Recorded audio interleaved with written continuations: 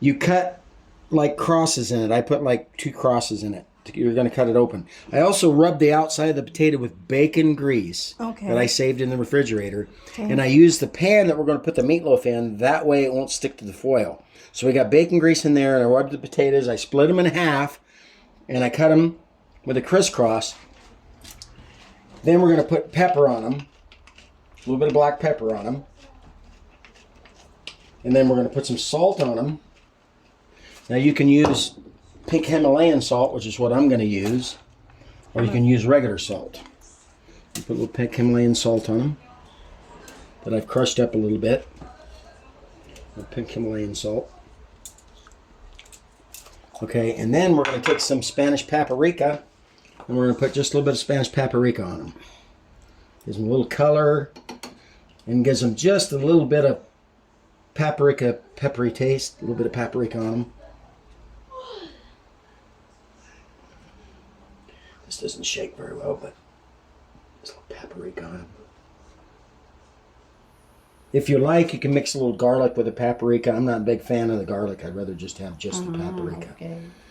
Okay, now what we're going to do is I'm going to take the butter, and I'll put just a little dash of butter on every potato. And then we're going to bake these in the oven with the meatloaf. And they're going to get it crispy because the bacon grease is going to make them crispy on the outside, give them a little bacon flavor.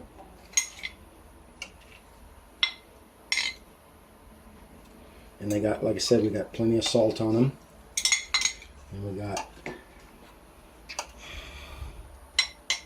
And these are called crisscross potatoes.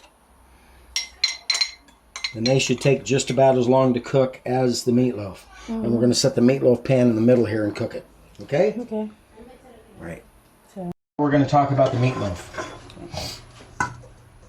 Okay, you ready? Yeah. Now let's talk about the meatloaf. I have in here about a little over half of a kilo of hamburger. I diced up about a half of an onion in small diced cubes. I put about a teaspoon and a half of salt in there, of that Himalayan salt, a teaspoon of black pepper, and I put in about 2 teaspoons of sweet basil, and I'm going to put in a couple of, probably about a teaspoon and a half, maybe 2 teaspoons of Worcestershire sauce. And then we got 3 packages of these crackers that we're going to put in there. And I already crushed them up in the package. You want them crushed because we're going to mix them in there. They'll crush up more as we mix it up. And we're going to put 2 eggs in there.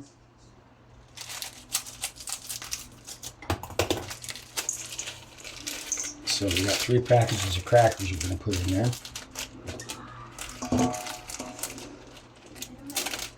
And of course the pan is, I used to put the bacon grease in that pan on the foil to grease those potatoes. So now I've got a good greasing in there to keep that from sticking to the foil.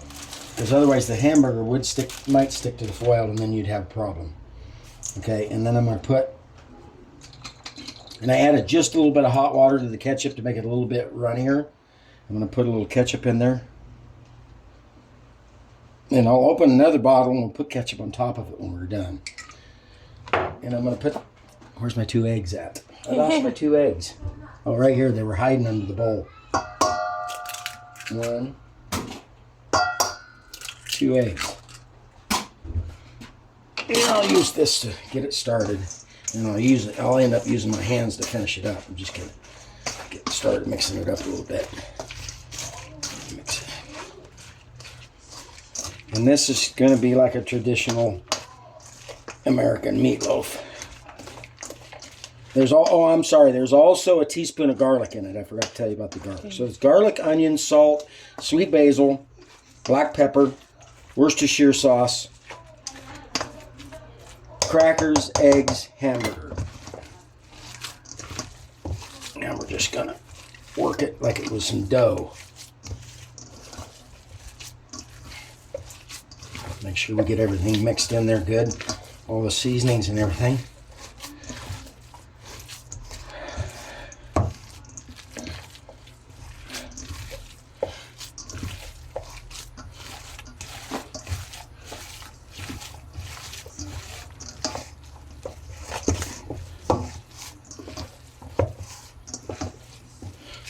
always helps to use the biggest bowl you got so that you have room to work with it. We have all the big.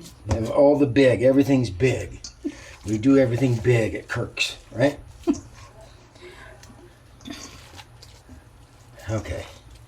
So we're going to take this hamburger out of here.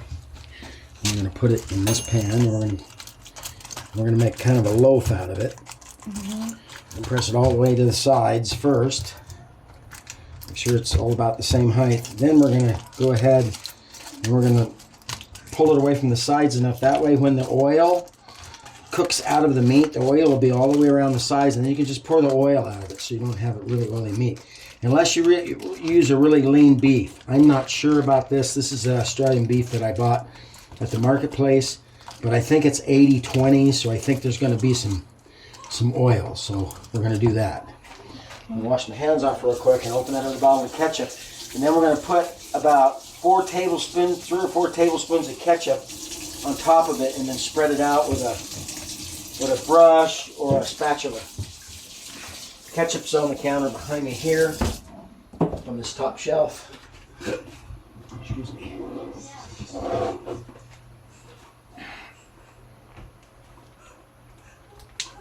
Oh, it's got the plastic on it. No wonder I can't get it to come open. Okay. So we're going to there's 1, 2, 3, that's probably about 4 tablespoons of ketchup. And I'll just take the spatula and we'll just cover. Just put a little ketchup on it. I already put some ketchup in it too. A little bit of ketchup in it. Now you can do this with barbecue sauce too if you prefer more of a barbecue hickory flavor. But I like the ketchup. Okay, so now we're going to put this on our tray with all those crisscross potatoes, and we're going to put it in the oven at about 210 degrees Celsius. And if you're in a Western country that uses Fahrenheit, it would be about 400 to 425 degrees Fahrenheit. Spots, potatoes, and meatloaf. Now it's done. Oh, wait, should we put the salad in there too? So yummy, yep. Yummy. And rice, because everybody likes rice. Yummy. Take that off of there. Master Chef is doing good also. There we go. That's dinner. That is a vegetable salad with egg. Boiled. With egg and bacon and carrots and cabbage. Now it's done. Let's eat. It's all done. Let's eat.